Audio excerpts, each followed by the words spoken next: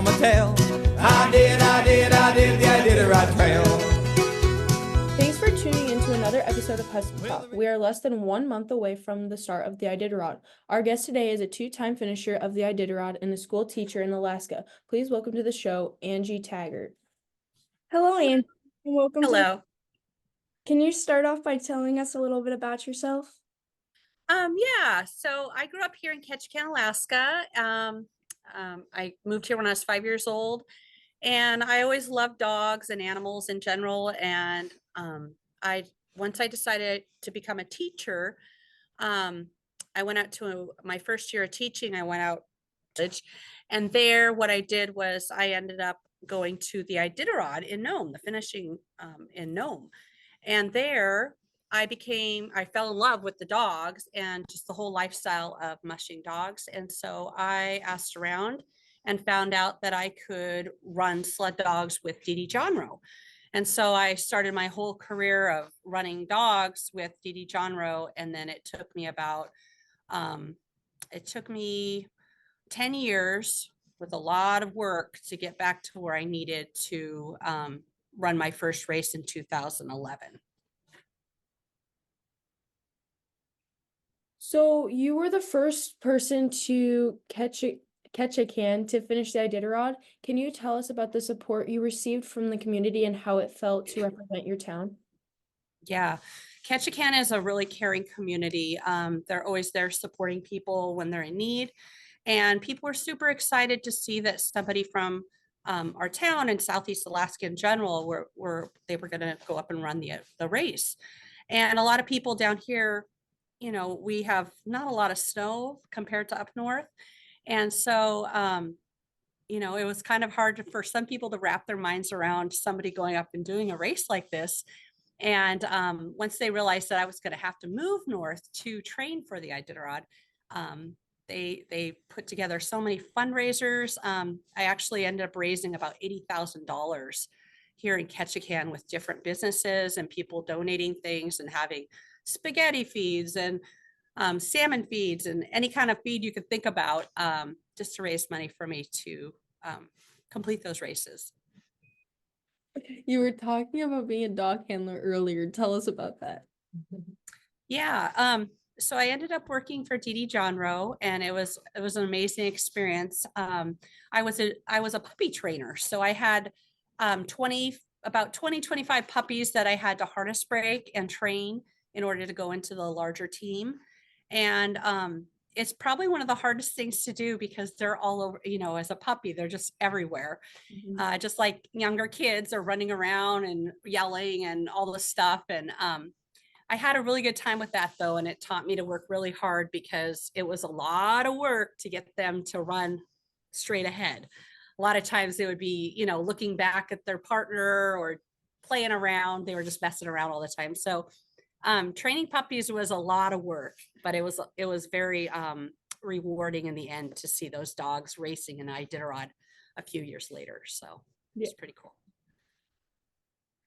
Balancing the demands of training for the Iditarod along with being a teacher must have been quite a challenge. Can you share how you managed your time effectively? Yeah, so I did leave my teaching job for a year to do the race because I just couldn't see how I could do it all alone without having that time available, all day long. I know there are people that actually go to work and then after work they come and they run their dogs and things like that. But I knew moving away from Ketchikan and being in a different place, it was just going to be easier for me to not be working at that time and just focusing on the dogs. I had no other people helping me train, so it's just myself and the dogs. So I really had to focus solely on that. It sounds like you ran the Iditarod to raise money for breast cancer awareness. Can you share more about the inspiration behind this? Yeah, so my second Iditarod that I ran, my mom at the time was diagnosed with breast cancer. And so I thought, wow, that'd be an amazing way to get the awareness out there and to raise money for breast cancer, and helping others that are going through this fight to win that. And she did. She made it through it. So it was a really, really awesome thing to be able to do for her and just for anybody that was going through breast cancer. Along with that, can you share with us more memorable moments from your Iditarod races that stand out to you? Some more memorable things, I mean, on the race, Yes. during the race. Mhm.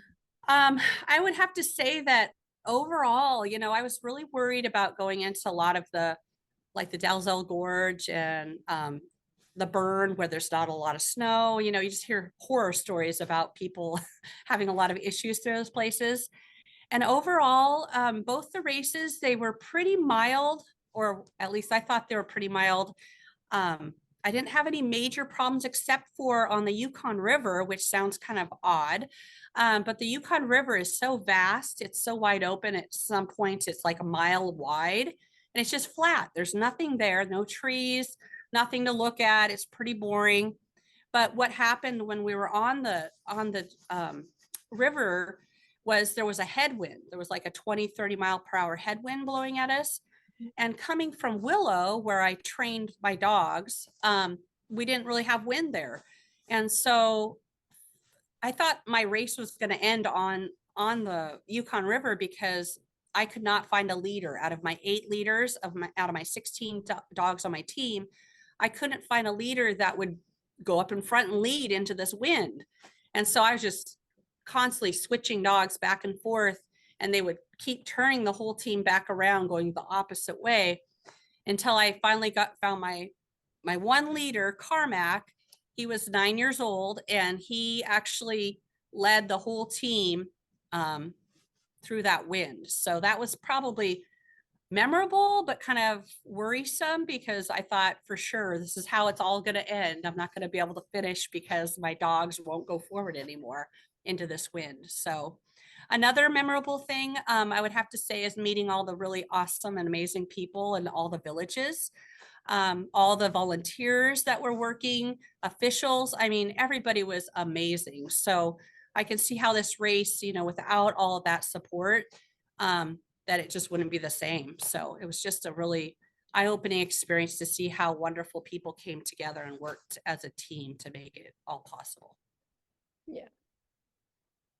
What advice would you give to someone who is interested in competing in the Iditarod or pursuing any challenging goals? Well, for sure is to, follow your dreams. It took me 10 years to get to where I wanted, to where I was able to complete it. But just keep after it and surround yourself with people that are going to help you and encourage you. Because that's what happened for me is there was a lady that helped me through the whole thing when doors kept shutting. She kept saying, nope, you're going to do this. You're going to run the Iditarod someday. And like I said, it took 10 years.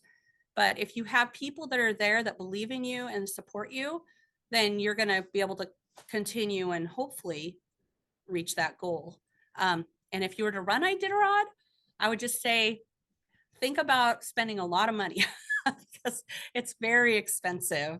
But it's so rewarding to be there with your dogs and being out in the middle of nowhere where you get to see beautiful terrain. It's just an eye-opening experience. So yeah, just save a lot of money and know that you're going to be working really hard.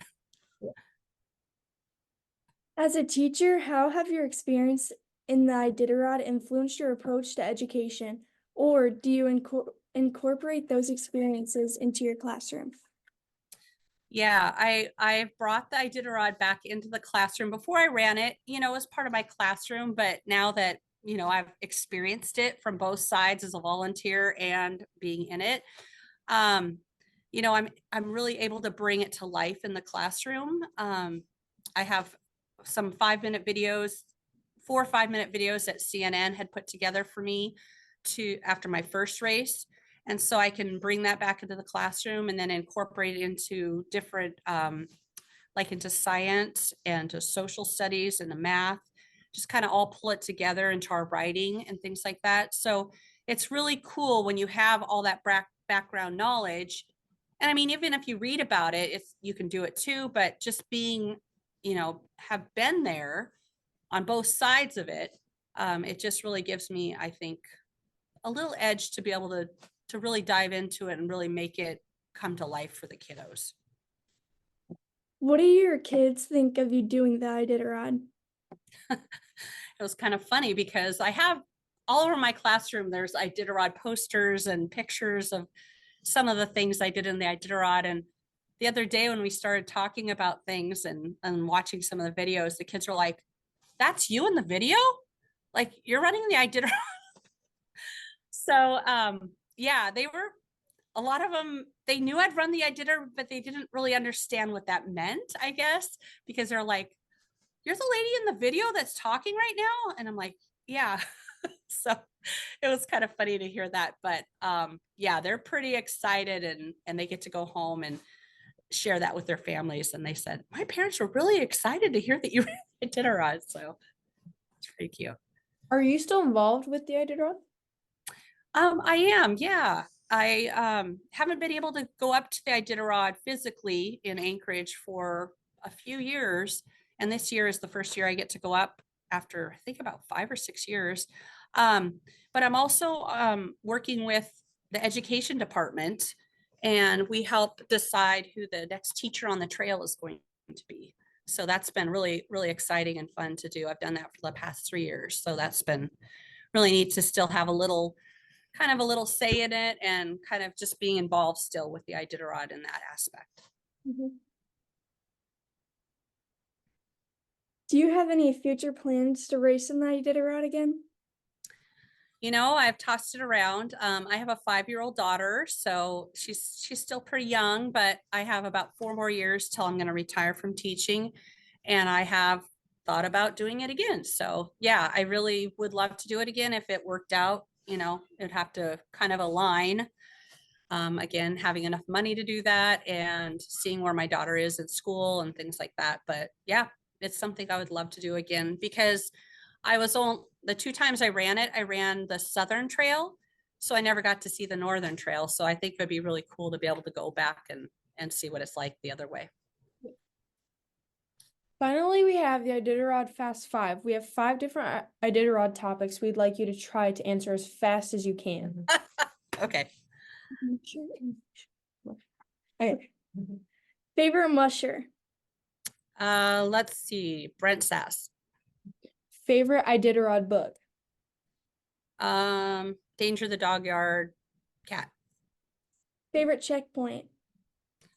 I would say Unalakleet. Favorite volunteer? Oh geez. I don't know. It's been a while. Let's see. Yeah, I don't know. Sorry. It's okay.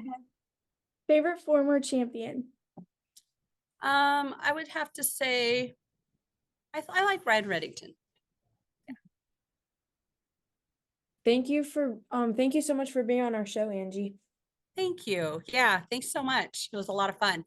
Special thanks to our guest, Angie Taggart, for being on our show this week. If you enjoyed this episode, please stop by iTunes and leave us a review. It helps with our ratings. Also, if you have any questions, comments, or people you would like to hear on the show, email us at huskytalk1@gmail.com. If we hear from you or you leave a review, we will read it on the show.